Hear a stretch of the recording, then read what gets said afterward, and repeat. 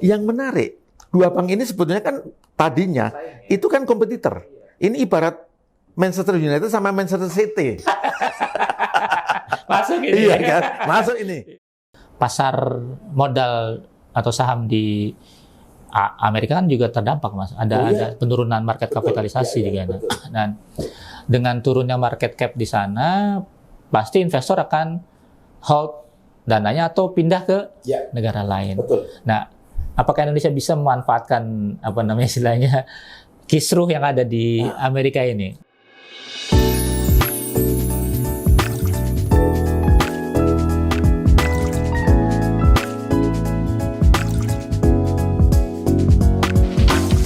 Assalamualaikum warahmatullahi wabarakatuh. Jumpa lagi. Kita tetap semangat. Mesti di luar banyak peristiwa-peristiwa atau kasus-kasus yang mulai bermunculan nih di era-era yang katanya digital nih. Makanya saya kembali lagi menghadirkan Mas Rian Kirianto. Oke, Sobat OPP, sebelum kita mulai nih sebenarnya Mas, memang agak mengagetkan ya penutupan Silicon Valley Bank ini atau SVB ini ya, dan dua yang lainnya, dan waktunya juga cukup singkat gitu. Memangnya sebelum-sebelumnya belum ada Mas sinyal-sinyal gitu bahwa ini akan terjadi seperti ini nih. Tiba-tiba kita ngelihat 2-3 hari The Fed melikuidasi bank-bank tersebut. Dugaan saya sebetulnya di level yang paling dini mungkin sudah ada semacam early warning ya, atau peringatan dini baik dari internal masing-masing bank itu maupun dari otoritas tempat. Bahkan karena 3 bank ini sebetulnya sebutannya itu adalah sebagai regional bank. Regional bank kalau di Indonesia BPD? Ini agak beda. Kalau BPD itu typically adalah bank pembangunan daerah, yaitu ownership-nya oleh regional government. Kalau di sana private bank. Cuman zona operation-nya itu ada di community tertentu. Makanya namanya tadi kan sangat-sangat fokus ya. Silicon Valley Bank, kemudian ada First Republic, kemudian satu lagi apa tadi? Signature Bank. Bahkan belakang lagi kalau nggak salah Supergate Bank atau apa? Silvergate ya, Silvergate. Itu bank-bank yang sifatnya itu bank komunal istilahnya. Jadi dia beroperasi hanya di satu state tertentu aja atau negara bagian satu saja ya, atau kalau di Indonesia mungkin semacam provinsi gitu ya, provinsi. Sehingga dampak penjalarannya atau kontingen efeknya itu hanya terkena kepada individu bank yang memang punya koneksi dengan setiap bank ini. Itulah namanya interconnectivity. Nah, kembali ke pertanyaan tadi, saya yakin otoritas tempat itu tidak harus The Fed yang sifatnya headquarter ya, tapi Federal Reserve yang ada di setiap state itu pasti sudah mengendus adanya problem sistemik di 3 bank ini. Dan pasti yang namanya peringatan-peringatan itu sudah dilakukan. Dalam artian manajemen bank itu termasuk shareholder-nya harus melakukan tindakan-tindakan penyelamatan atau resolusi. Tetapi mungkin akhirnya mereka sudah boleh dibilang ibarat pemain tinju itu udah lempar handuk. Jadi mereka udah angkat tangan. Ya, sebelum tingkat keparannya itu menjalar kemana-mana, otoritas ambil sikap. Tapi Mas, sorry, saya potong ya. Secara makro, memang tidak ada sinyal-sinyal Mas bahwa bakal terjadi istilahnya ya ekonomi akan sedikit terganggu nih ke depan, ekonomi akan sedikit menurun nih ke depan nih. Jadi harus hati-hati nih para pelaku gitu. Belum ada sebetulnya sinyal. Sudah. Kan kalau kita lihat akhir tahun lalu lah banyak lembaga internasional sudah memberikan warning bahwa Amerika Serikat itu sooner or later akan mengalami yang namanya mild recession. Resesi tapi yang ringan. Definisi resesi ringan itu yaitu tidak harus pertumbuhan ekonomi kuartalannya itu negatif ya, 2 kuartal berturut negatif. Tetapi Amerika bisa menggunakan tadi yang saya bilang alat check up kesehatannya itu. Amerika itu menggunakan 12 item ya, dari transhipment, kemudian dari gaji karyawan, kemudian dari sektor keuangannya seperti apa, kemudian dari tingkat purchasing manager index dan sebagainya. Itu ada 12 item. Kalau lebih dari 6 itu menunjukkan kode red, ya indeksnya merah red, itu udah masuk zona resesi. Ya, itu Amerika. ya. Tapi ini tidak bisa lalu di copy paste di negara lain karena ini memang tipikal Amerika.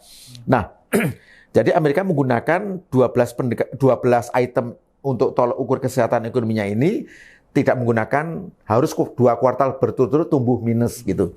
Nah, Amerika udah di warning bahwa kamu itu 2023 nanti akan mengalami yang namanya resesi ringan, itu loh. Nah, tentunya para pemilik bank atau apa ya pengurus bank itu mestinya alert lah, waspada dengan warning ini, sehingga harus dilakukan langkah-langkah antisipasi yang paling dini sekalipun. Dan saya yakin otoritas tempat pun sudah memberikan semacam guidance policy ya, apa yang harus dikerjakan oleh baik itu pelaku industri keuangan maupun pelaku sektorial di negara tersebut. Tetapi kan bank di Amerika itu kan banyak, seperti juga di Indonesia. Jadi dengan banyaknya bank itu yang sifatnya tadi regional bank, kalau 1, 2, 3 bank fail, sebetulnya kalau kita jujur itu di Amerika udah biasa. Udah biasa. Cuman karena tiket size banknya itu kan yang sering berguguran di Amerika itu kecil-kecil dan segera lalu di-tackle oleh otoritas sehingga negatif isunya tuh nggak terekspos dan yang bekerja itu sistem gitu. Nah sekarang bedanya karena Nah ini bedanya besar, karena ya? tiket size-nya relatif besar, kemudian menyerempet salah satu sektor ekonomi yang memang sedang booming di seluruh dunia. Betul. Coba bandingkan seandainya bank ini tidak financing di startup companies atau di kripto dan sebagainya, mungkin expose news-nya nggak seheboh ini gitu. Dan nah anyway tentu ada semacam inilah indikator bahwa ekonomi Amerika itu mengalami pemburukan, maka seharusnya ya tadi pemilik atau pengurus bank itu melakukan tindakan-tindakan yang lebih proven, lebih preventif. Sesungguhnya yang sinyal yang paling utama dari mana? Policy dari The Fed itu sendiri. Makanya orang kan lalu isunya bergeser. Sekarang itu sebagian orang tuh menyalahkan The Fed. Ini bank ini jadi gugur, jadi bankrupt karena The Fed terlalu agresif menaikkan suku bunga acuan. Ada analisis seperti itu. Ada kan yang menurut saya nggak fair juga karena kepentingan The Fed adalah bagaimana memanage inflasi agar tidak semakin liar sehingga kembali ke sasaran target yang kurang lebih 2% itu dengan segala konsekuensinya. Nah, kita pernah bahas salah satu konsekuensi langsung dari kenaikan suku bunga tinggi adalah perlambatan ekonomi dengan segala imbasnya. Nah, mestinya ada trade off ya, Mas? Ada trade off, itu biasa di negara manapun. Makanya harusnya pengurus daripada bank-bank ini aware dengan situasi ini. Lakukanlah berbagai tindakan yang familiar kita kenal, misalnya Mas Ipung ya, ada namanya rebalancing, ada yang namanya reposisi, ada yang namanya review bla bla bla, seperti itu. Sampai pada titik tertentu, bank-bank ini harus melakukan yang namanya apa? Tindakan yang tidak populer, cut loss, untuk menekan potensi pembesaran kerugian. Nah, tapi karena itu tidak terjadi, akhirnya sudah terpaksa wasit setempat harus memberikan semacam peringatan terakhir, kamu harus selesai. Kalau saya dengar malah SVB sempat melakukan cut loss juga, Mas, cuman udah telat katanya. Ya, memang betul. Ini kan timing untuk menyatakan kapan kita harus cut loss itu harus disetujui oleh harus kalau di sana kan modelnya voting system ya. Makanya suara mayoritas harus mungkin pemegang sahamnya berarti. Iya, diskusinya terlalu lama barangkali sementara pemburukan aktiva atau aset itu kan hitungannya hari per hari gitu loh. Apalagi ini sedikit loncat, kita tahu persis portfolio yang dipegang oleh salah satunya itu misalnya Silicon Valley Bank itu kan lebih banyak bond. Yang mana bond ini sangat-sangat sensitif terhadap kenaikan suku bunga acuan. Iya. Dalam artian arahnya itu berbanding terbalik. Ketika suku bunga naik, orang cenderung melihat ke interest income dari bank, ya kan, atau instrumen perbankan. Harga bondnya jadi turun. Nah itu loh. Sehingga ketika dinilai pada pasar dengan pada saat itu atau mark to market turun. Itu loh. Itu kan semuanya gambar besar dalam manajemen risiko. Itu gambarannya kenapa Silicon Valley bisa begitu menderita ya, Mas? Iya, betul sekali. Nah, kalau hubungannya sama kenaikan bunga itu kan berhubungan sama aset yang dia kelola ya, termasuk yang dia investasikan. Betul. Nah, kalau terkait sama aset yang dia berikan kepada startup, apakah terkait juga sama suku bunga? Agak beda. Yang terkait dengan suku bunga itu karena dia placementnya banyak kan di bond, ya kan. Sementara bondnya kan harganya decreasing. Sementara dia financing ke startup itu mungkin view-nya adalah bahwa going forward startup itu akan tumbuh, berkembang dan sustain. Ternyata itu tidak terjadi. Nah, betul. Itu loh. Betul. Sehingga kesalahan kesalahan assessment itu harusnya pada tingkat yang paling dini dikoreksi. Cara mengoreksinya apa? Ini pengalaman saya ya. Satu, manajemen bank itu bisa menghentikan seketika financingnya ke startup itu, atau mengurangi portofolio financing di startup itu, atau dia menyeleksi di antara startup yang dibiaya itu mana sih yang bisa survive, mana yang enggak. Nah, itulah salah satu strategi kita untuk menyelamatkan penyaluran loan kita kepada obligor itu. Jadi betul-betul teridentifikasi, betul-betul terseleksi dengan baik. Ini kan udah terlanjur gitu loh. Nah, satu hal lagi Mas Ipung sebelum saya lupa, pembiayaan oleh bank itu kan ibaratnya bank itu menanam investasi. Nah, ketika investasi itu terlalu besar ya, tertanam di satu sektor ekonomi tertentu, enggak apa-apa ketika outlook sektor ekonomi itu bagus. Tetapi kalau sudah mengalami declining, nah itu harus was-was gitu loh. Makanya ibaratnya kan jangan kamu taruh telur kamu dalam satu basket. Itu sebetulnya itu gitu. Dan dia atau SPB tidak melihat bahwa startup ini sudah mulai declining ya. Padahal ya kalau misalnya saya membaca analisis bahwa ekspektasi orang terhadap industri digital atau yang berhubungan sama online itu mulai berubah. Yang tadinya ekspektasinya bakal bertahan sampai 5 tahun ke depan, ternyata nggak terjadi gitu. Orang kembali lagi ke offline. Betul Makanya sekali. sekarang banyak startup atau perusahaan-perusahaan aplikasi yang mulai turun kinerjanya. Dan ini berpengaruh juga dengan klien-klien atau dengan nasabah-nasabah dari SPB ya. Karena assessment awal narasinya saya masih ingat sekali, dan ini menjadi global common ya, bahwa COVID-19 ini, pandemi COVID-19 ini mengakselerate, mempercepat proses digitalisasi. Titik.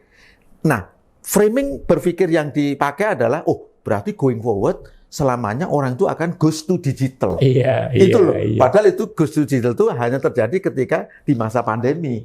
After pandemi, kita sekarang masuk era endemi, kita lebih enjoy ketemu secara fisikal atau kalau bahasa seminarnya in person. Kalau enggak sekarang kita podcastnya pakai Zoom nih. Itu loh Mas. Nah itu. Tetapi kan tendensi adanya pergeseran tadi ya, pergeseran behavior konsumen itu kan harusnya terbaca gitu loh.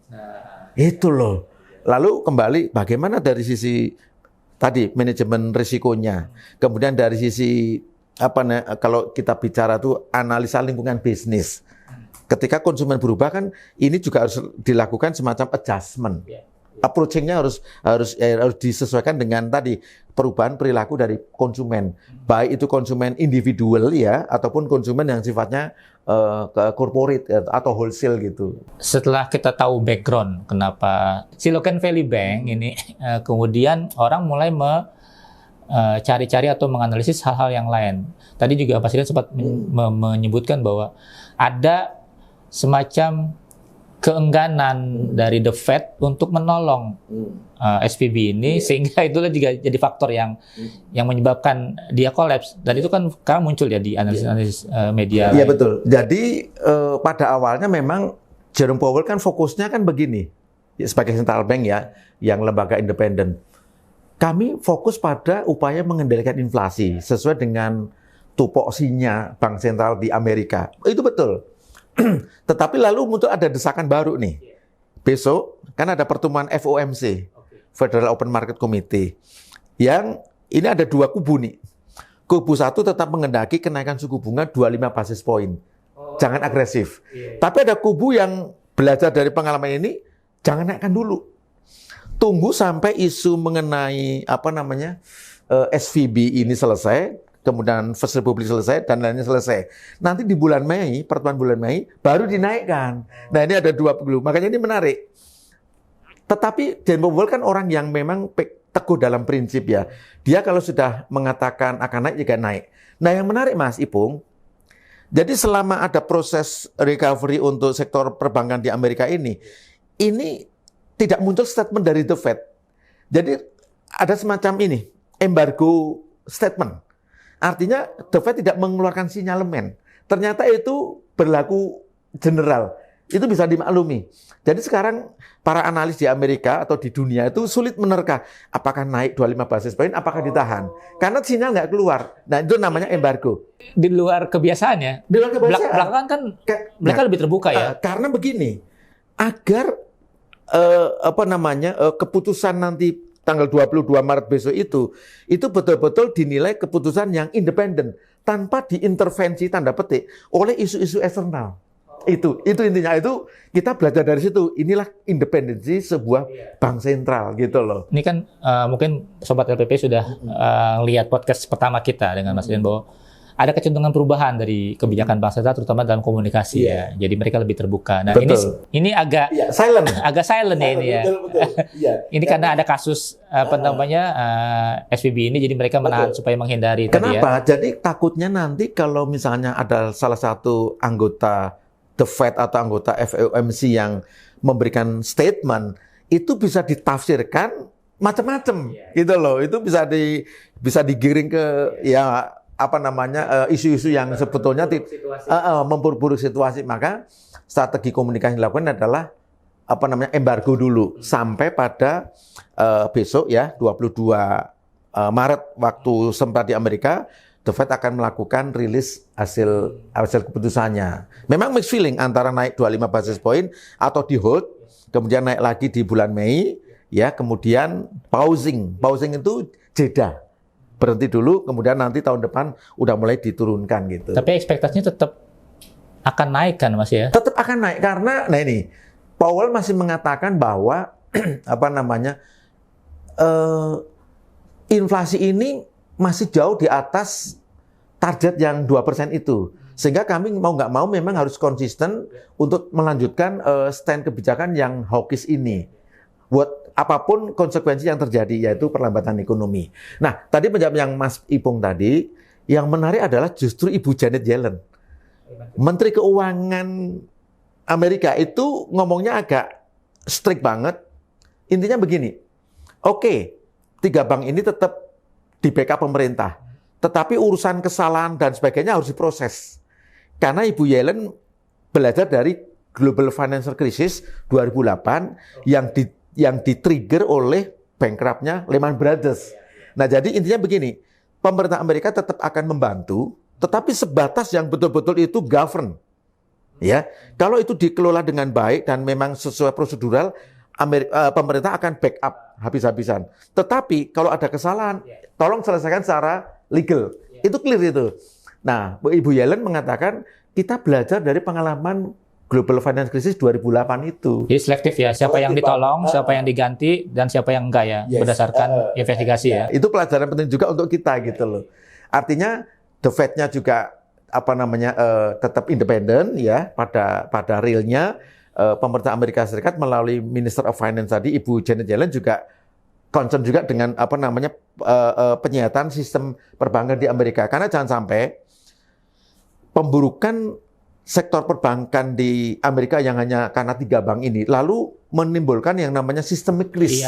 Itu yang dikhawatirkan. Dan itu terjadi ketika situasi ekonominya memang belum kondusif. Kan gitu. Kalau situasi ekonomi dunia, khususnya Amerika itu sehat, mohon maaf, mungkin dilikuidasi aja, tanpa harus diselamatkan, tanda petik ya. Tapi karena ini terjadi ketika situasi sedang tidak normal, ya pemerintah Amerika harus ambil peran gitu intinya. Pertimbangan lebih banyak ya. Untuk menghentikan sistemik risknya tadi, Mas Ipung. Kalau misalnya tetap naik, kecenderungan naik, artinya kan risiko yang tadi menyebabkan SVB itu ditutup, tetap ada nanti ke depan. Apakah tidak akan membuat bank-bank lain yang sekarang kan di Amerika emang pembiayaan ke startup kan sangat-sangat digemari ya.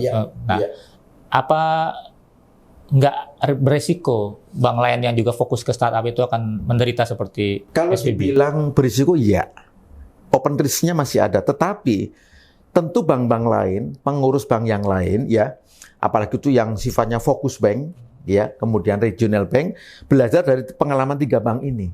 Kenapa mereka sampai fail?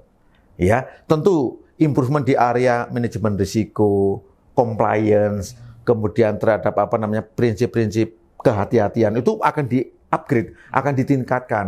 Bahkan dugaan saya bank-bank lain yang sekarang masih sehat ini akan lebih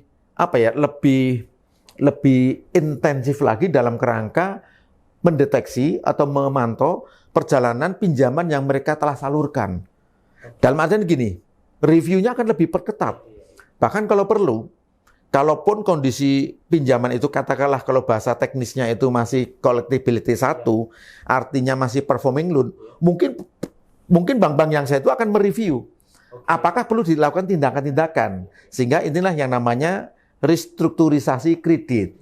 Nah, perlu kita pahami bahwa restrukturisasi kredit itu tidak harus ketika kredit itu jatuh di collectibility 2, 3, 4, atau 5. Bahkan di collectibility 1 pun, kalau terindikasi situasi eksternalnya kok relatif kurang kondusif, outlook-nya kok agak suram, bank bisa melakukan tindakan dalam kerangka penyelamatan, yaitu dengan restru.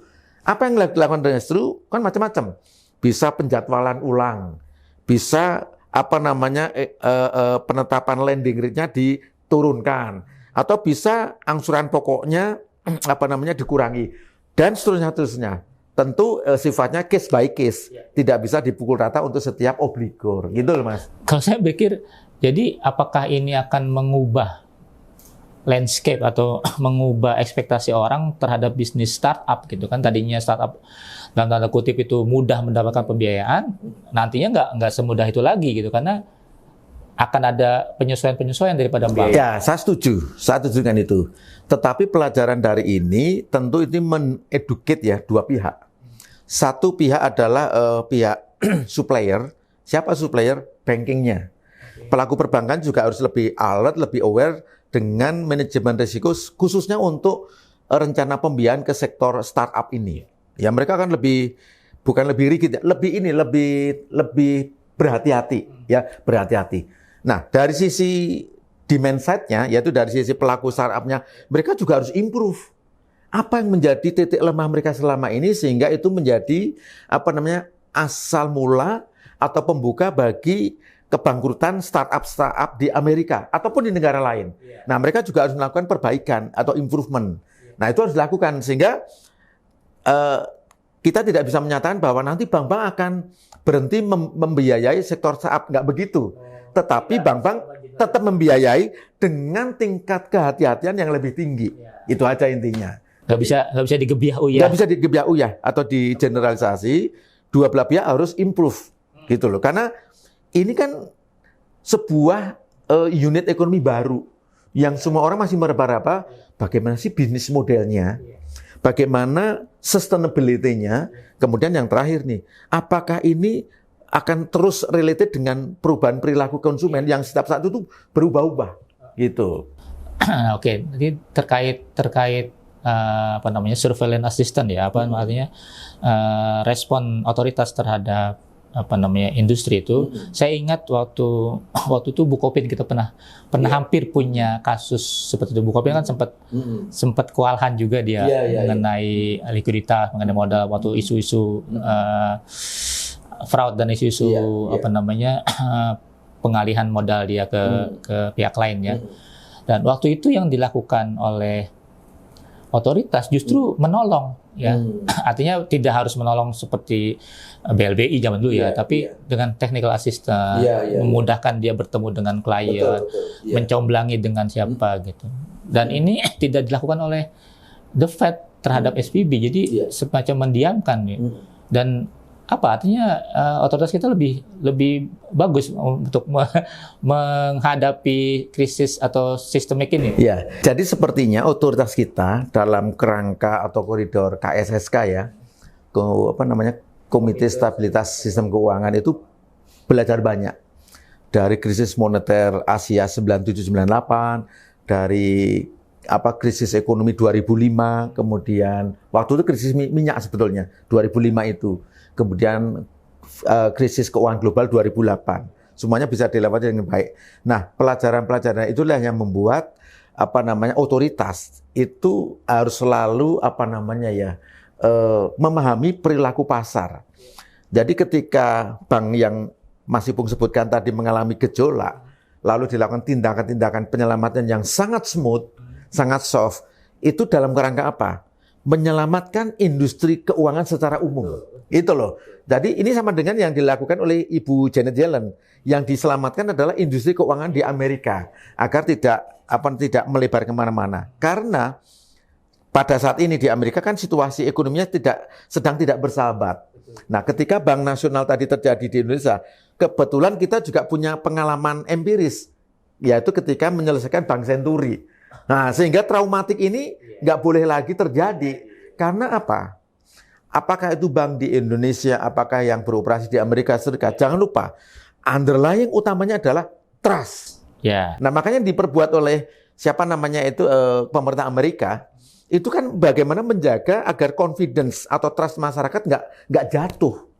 Walaupun sempat terjadi bank run, tapi begitu dilakukan tindakan penyelamatan, selesai. Nah, ini kita nyebrang benua. Ini juga yang terjadi dengan Credit Suisse. Iya. Sesungguhnya, Sekarang kan lagi ada... betul. Sesungguhnya sebelum isu Silicon Valley Bank dan teman-temannya ini, Credit Suisse sudah muncul duluan. Cuman saya heran, loh, kok nggak ada berita lagi ya? Belakangan muncul diekspor lagi bahwa Credit Suisse akhirnya diselesaikan oleh Swiss National Bank ya untuk diselamatkan. Lagi-lagi ultimate goal-nya adalah menyelamatkan industri dan tidak sampai menjatuhkan atau merosotkan kepercayaan masyarakat. Itu penting. Saya kira tadi Swiss itu contagious efeknya. Bukan. Itu different matter, different story. Jadi itu udah terkena duluan. Ini kan di Eropa, ya kan? Dia ada salah satu bank terbesar di peringkat 3 misalnya di Eropa. Kalau yang 3 bank ini kan sebenarnya regional bank di Amerika. Jadi ini different story. Nah, problemnya lain. Ya, lain. Karena ini juga memang ada kredit bermasalah, tapi juga ada katanya skandal-skandal gitu ya. Nah, makanya diselesaikan oleh otoritas Bank Sentral Swiss. Dilakukan tindakannya nggak main-main. Dia nunjuk UBS, United Bank of Switzerland, untuk menyelamatkan Credit Suisse. Yang menarik, 2 bank ini sebetulnya kan tadinya itu kan kompetitor. Ini ibarat Manchester United sama Manchester City.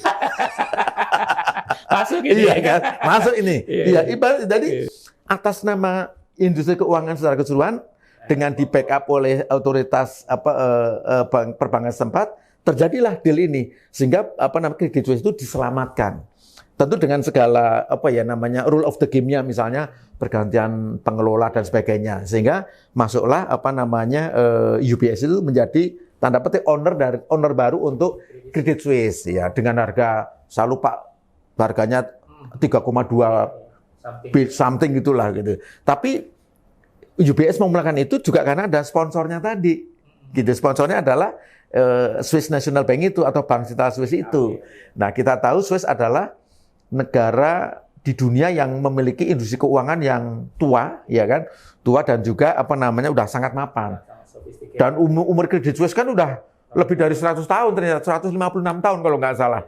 Artinya kalau bank ini tidak diselamatkan, ya tadi efek penularannya bisa besar. Karena apa? Nah, karena hampir semua bank besar di dunia itu pasti punya relasi dengan Credit Suisse.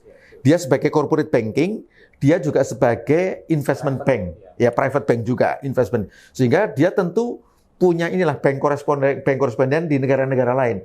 Nah, ini yang kalau nggak segera diselamatkan bisa virusnya bisa kemana-mana. Nah, beda dengan Silicon Valley yang mungkin konektivitas dengan bank lainnya sangat terbatas. Makanya kalau ditanya apakah itu berdampak ke Indonesia, jawaban saya relatif enggak. Kan nggak ada bank di Indonesia yang hubungan dengan Silicon Valley Bank. Berarti itu juga mungkin alasan kenapa The Fed mendiamkan ya? Mungkin itu, karena limited. Ya dampaknya tidak globally gitu ya. Cuman kalau yang Credit Suisse memang cukup besar kalau tidak diamankan itu. Karena kan hampir semua negara maju ya itu pasti punya branch daripada Credit Suisse. Kemudian bank korespondennya juga bank gede-gede gitu loh. Sehingga jangan sampai ada dua prinsip yang harus dijaga nih Mas. Pertama adalah too big to fail. Bank ini terlalu besar kalau untuk didiamkan, maaf ya, gagal gitu. Yang kedua, prinsip kedua, too interconnectivity. Iya, jadi bank ini hampir berkorelasi atau berrelasi dengan bank-bank di negara lain. Nah ini kalau nggak diamankan kan bisa mengurangi trust dari bank-bank lain. Itu sama-sama sistemik ya? Sistemik gitu. Dan sistemiknya jangan-jangan global loh.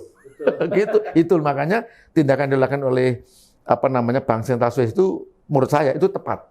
Jangan sampai menjalar kemana-mana sepanjang itu masih bisa diselamatkan. Lebih-lebih gini Mas, salah satu pendorongnya juga karena situasi ekonomi dunia sedang kurang sehat. Lebih-lebih di Eropa.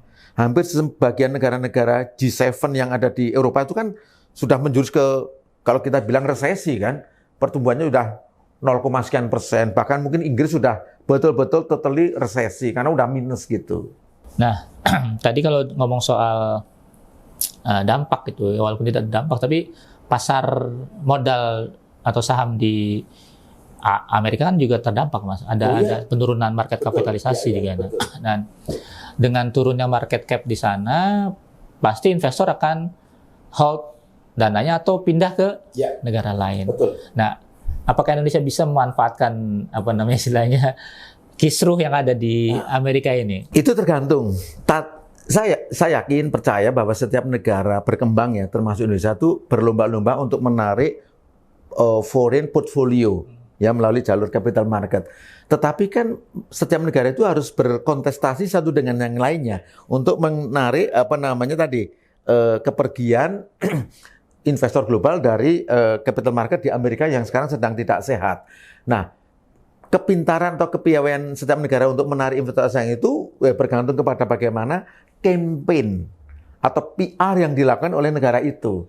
Makanya kita harus banyak itu Mas Ipung yang namanya roadshow ya. Walaupun situasi seperti ini kita mungkin 2 bulan sekali, 3 bulan sekali harus aktif roadshow. Kemana ke negara-negara yang di mana di situ adalah tempatnya investor global itu bermukim. Beberapa misalnya Amerika itu jelas ada Chicago, ada Boston, ada LA ya kan. Kemudian kalau di Eropa itu kita tahu dah Frankfurt. Kemudian ada Swiss sendiri, Edinburgh. Kemudian di London itu kan pusat-pusat keuangan dunia. Kalau di Asia kita punya di Hong Kong, kita punya di Singapura yang paling dekat, kemudian Tokyo. Nah, investor mereka inilah harus setiap saat kita update. Datanglah ke Indonesia, kita baik-baik aja loh. Pertumbuhan kita di atas 5%, inflasi manageable. Kemudian kita sedang giat melakukan hilirisasi untuk mining sektor, bla bla bla. Nah, roadshow ini penting dilakukan untuk tadi mengupdate. Investor asing kalau nggak kita update, kan mereka nggak tahu. Yang mereka tahu adalah cerita 3-6 bulan yang lalu. Which is itu udah berubah gitu loh. Itu kita bersaing dengan negara-negara emerging juga gitu. Berarti peluang kita untuk bisa mendapatkan masih terbuka ya? Sangat terbuka. Nah, kalau sekarang kita ngomong soal dampaknya ke sektor keuangan atau perbankan terutama. Dengan adanya penutupan ini apa ada dampaknya Mas ke industri keuangan perbankan kita? Kalau ke sektor industri perbankannya enggak ada dampak. Ya, tapi sesaat di capital market kita ada dampaknya. Tapi itu short term ya, jangka pendek hanya sehari 2 hari. Sektor-sektor perbankan kita stoknya, equity-nya terkoreksi turun. Ya karena sentimen dari Amerika dan itu diekspos di dalam negeri dengan cerita-cerita yang tadi kadang-kadang tidak keluar dari core issues-nya gitu loh, terus melebar kemana-mana. Bahkan kemudian nyenggol juga kepada teman-teman kita yang bergerak di startup, gitu kan. Padahal izin kata tidak startup itu bermasalah, ada juga yang bagus-bagus gitu loh. Nah, tapi sekali lagi percaya adalah jangan kita gebiau ya, jangan kita generalisasi. Kita harus lihat case by case. Kalau kita pendekatnya case by case enak. Oh ini bagus, ini nggak bagus gitu loh. Nah, kemudian kembali ke tadi bahwa sektor perbankan kita terisolir dari isu SFB tadi dan First Republic maupun Signature Bank ya. Karena jauh sekali dan kita nggak ada connectivity dengan bank-bank ini. Tetapi yang banker-banker kita bisa belajar dari sana. Ya, saya kemarin baru ketemu dengan salah seorang pengurus bank. Jadi beberapa bankir itu sudah memberikan semacam internal memo, ya internal memo kepada seluruh pimpinannya, kepada staffnya. Ini pelajaran dari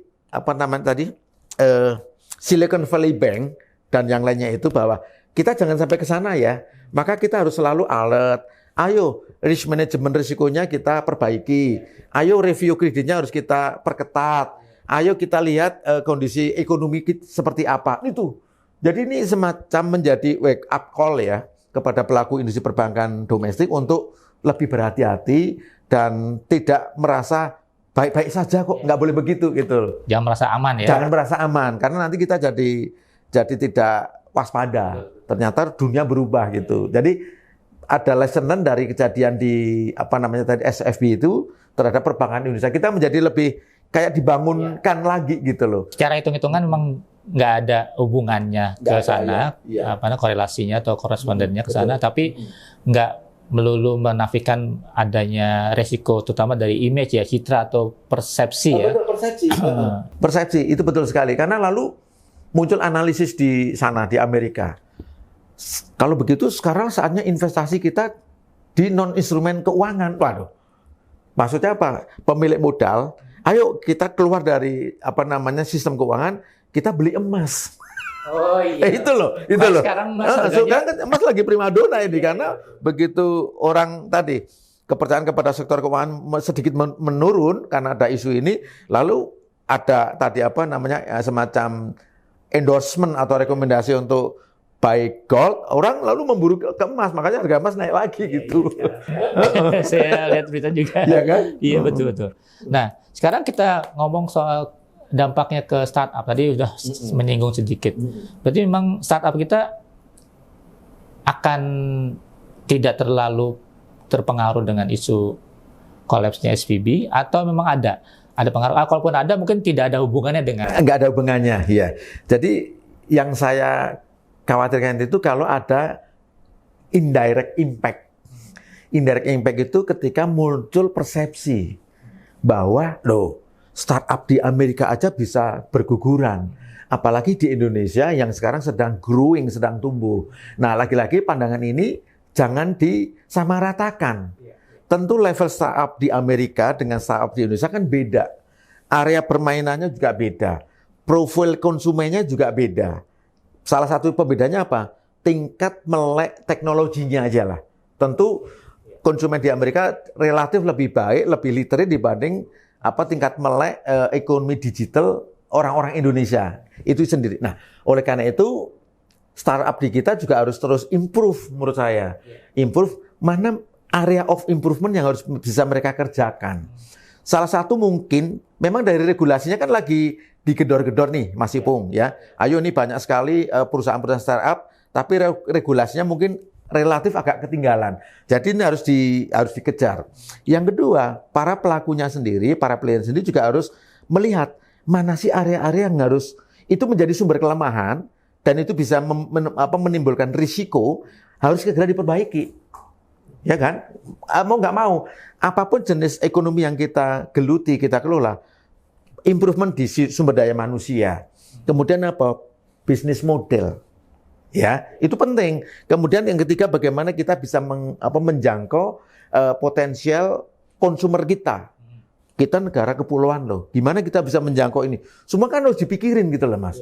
Kembali ya, saya ingatkan, Indonesia itu bukan Singapura. Ya kan? Indonesia itu bukan Amerika. Amerika memang negara besar, tapi kan nggak punya pulau sebanyak Indonesia kayak gitu loh. Lebih homogen. Itu loh, relatif lebih homogen gitu loh. Jadi itu yang harus menjadi semacam area-area pemikiran bagi para pelaku startup kita gitu loh. Jadi ada tiga pihak yang mesti melakukan seperti yang tadi Mas Rian bilang ya. Pihak startup, pemain keuangan digital, kripto lah sekarang kalau kripto betul. Mungkin sama venture capital nih Mas. Ya, venture capital. Jadi ketiga ini kan yang akan lebih banyak terkena persepsi tadi. Iya. Jadi yang dari ketiga itu kira-kira yang membutuhkan tadi soal meningkatkan manajemen risiko, harus lebih aware dengan perubahan. Itu pihak yang mana lebih? Saya kira dua-duanya. Either teman-teman yang mengelola startup ya, satu lagi yang venture capital. Nah, kebetulan memang dari sisi regulasinya kan regulasi yang terkait dengan either venture capital maupun startup itu relatif minim ya dibanding misalnya sektor perbankan yang memang sudah dari dulu didesain highly regulated. Nah, going forward kan tentu otoritas keuangan kita akan menyentuh baik untuk startup ini maupun untuk yang venture capital. Nah, oleh karena itu mereka juga harus selalu tadi yang saya bilang memperbaiki titik-titik lemahnya itu gitu loh. Mereka setiap individu startup ataupun venture capital mungkin punya titik lemah yang beda-beda.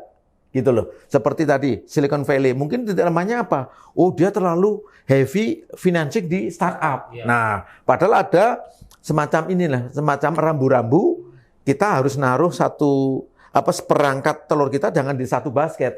Nah, pendekatan-pendekatan simpel seperti itu harus dilakukan gitu menurut saya. Jadi harus aware ya pelaku startup ya. Nah, sekarang saya mau nanya mungkin terakhir nih Mas ya. Lesson learn-nya yang bisa kita peroleh dari kasus atau peristiwa penutupan 3 bank ini apa? Minimal dalam jangka pendek ini Mas, dalam 1 bulan, 2 bulan belakang. Jangka pendek ya, tentu tadi kita assess ya apa yang terjadi di Amerika maupun di Eropa yaitu Credit Suisse harus menjadi pelajaran berharga. Poinnya bagi para pelaku keuangan secara umum adalah prinsip kehati-hatian itu harga mati. Kita nggak bisa mentolerir adanya risiko yang hampir pasti terjadi. Ya, namanya kan default risk itu. Harus kita betul-betul kita mitigate dengan baik. Yang kedua, compliance. Kepatuhan itu apa? Aturan. Baik aturan oleh otoritas maupun aturan internal dari setiap company itu. Karena setiap company itu punya aturan turunan ya dari aturan besarnya. Itu menjadi pedoman internal. Dan itu no tolerance untuk kita break atau kita melanggar. Yang ketiga tentu improvement di area people-nya, sumber daya manusia. Karena apa? Industri keuangan itu selain padat modal, dia juga sebetulnya padat human capital-nya juga padat. Cuman human capital yang memang betul-betul punya knowledge yang bagus. Knowledge yang bagus gitu. Ya dia harus betul-betul mature, matang, dan tidak boleh ada proses, kalau bahasa saya maaf kata, dikarbit. Semua harus melalui proses merit system kalau bahasa saya. Jadi seorang pengelola lembaga keuangan itu harus betul-betul sudah dari sisi fit and proper-nya itu udah lulus, udah terpenuhi sehingga dia eligible untuk menjadi pengurus lembaga keuangan khususnya perbankan. Nah, keempat ya harus selalu alert dengan itu perubahan lingkungan. Ini ini harga mati. Bahasa saya, pengenalan terhadap lingkungan bisnis itu harus selalu dilakukan. Entah itu sebulan sekali, entah itu 3 bulan sekali, nggak bisa. Jadi kebijakan-kebijakan internal di setiap lembaga keuangan itu, Mas Ipung, itu bisa saja dynamic. Ya dynamic. Misalnya begini, contoh konkret. 2 bulan berturut-turut Bank Indonesia, rapat Dewan Gubernur Bank Indonesia tetap menahan level BI 7 days reverse repo rate 5,75. Ya kan? Artinya apa? Artinya teman-teman treasury di perbankan udah pasti sikapnya adalah tidak mengubah sequence suku bunga. Tetapi ketika nanti mungkin BI harus menaikkan suku bunga, tentu teman-teman treasury harus melakukan adjustment. Perlu nggak kita menaikkan suku bunga juga? Atau kita menahan dengan mempertimbangkan misalnya kondisi likuiditas bla bla bla. Seperti itu. Artinya assessment itu terhadap analisa lingkungan itu bulanan, monthly. Nggak bisa lagi kita bicara quarterly, nggak bisa lagi kita bicara semesteran, apalagi tahunan, nggak bisa lagi. Dulu kita masih dapat outlook IMF atau lembaga dunia itu 6 bulan sekali ya? Dulu 6 bulan sekali, sekarang 3 bulan sekali. Karena perubahan. Ya seperti tadi kita singgung di awal pembicaraan, 3 hari lalu kan OECD baru merilis outlook yang terbaru, yang ternyata angka-angkanya relatif lebih rendah dibanding outlook-nya IMF. Iya, lebih gloomy. Global Economic Outlook-nya kalau IMF kan 2,9%. Nah, OECD 2,6. Oke. Kemudian untuk outlook ekonomi Indonesia tahun ini, kalau IMF memforecast kita akan growth 4,8. Sementara OECD sedikit di bawah, 4,7%. Anyway, itu menjadi semacam warning. Ya warning dulu. Kamu di forecast 4,7 loh. Apa kamu puas? Tentu kalau kita di sisi government, wah, masuk 4,7 nggak puas. Nah, tapi ini kan forecast ini kan sebelum SVB ini. Benar. Ini sebelum ada isu Credit Suisse sama isu apa tadi itu yang SVB ini dan teman-temannya itu. Tentunya nanti di bulan Juni keluar lagi. Jangan-jangan lebih melanda lagi. Kita nggak tahu tuh. Sangat dinamis. Dan kita juga satu lagi, Mas. Kita belum tahu loh bagaimana kelanjutan daripada perang di Ukraina loh. Karena tensi geopolitiknya juga masih cukup tinggi, dan sekarang ada gejala lagi terjadi blokade. Ini menarik. Blokade itu tuh bahasa lainnya adalah deglobalisasi. Jadi negara A, B, C berkumpul jadi satu, negara C, D, E berkumpul jadi satu. Itu yang menurut Pak Mulyaman waktu kita podcast juga fragmentasi, persis, setuju. Dunia makin terfragmen ya. Iya, betul. Sementara kita kan rezim politik internasional kita kan selain bebas aktif kan kita juga non-blok. Tidak ke sana, tidak ke sini kan gitu. Nah, makanya Indonesia harus pandai-pandai ya memainkan peran di dalam sekuen yang seperti itu gitu, Mas. Oke. Jadi teman-teman atau sobat LPI sekalian, walaupun di Amerika ada penutupan bank, di Indonesia menurut Mas Rian akan relatif aman-aman saja, walaupun kita tetap tidak boleh mengurangi kewaspadaan ya. Iya, persis sekali. Ya pelaku startup ya mungkin ada sedikit dampak lah, cuman tidak signifikan lah, masih bisa melakukan atau melaksanakan bisnisnya seperti semula ya. Tapi ya itu tadi harus mulai menghitung ulang.